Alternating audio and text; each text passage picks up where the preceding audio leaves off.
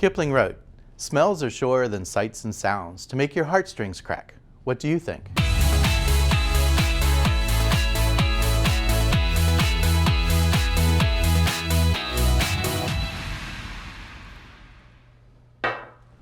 Hello, my name is Bryan Swann, Director of Special Events here at Karin's Florist.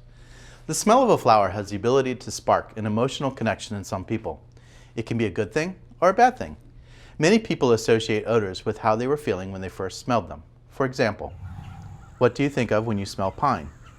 Do you think of a Christmas gathering? Or the not so pleasant smell of pine aerosol spray? Or smoke? Do you think of a warm fireplace? Or a house on fire? What about freshly mowed grass? Do you think of a warm sunny day with your family? Or having to do yard work? Did you know that the nose can discern about 1 trillion odors? Some of these are sweet, some of these are spicy, and some of these are pungent. Fragrances that are associated with flowers are typically a sweet or pleasing odor.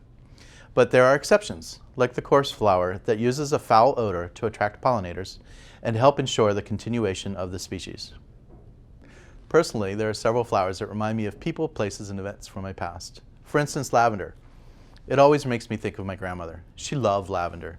She grew it in her garden and made it into satchels to place in her linens.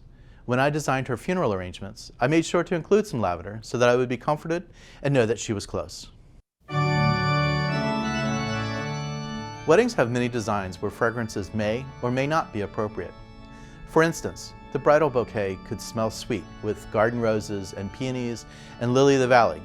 The sweet smells will always remind the bride of the joy she felt on her special day.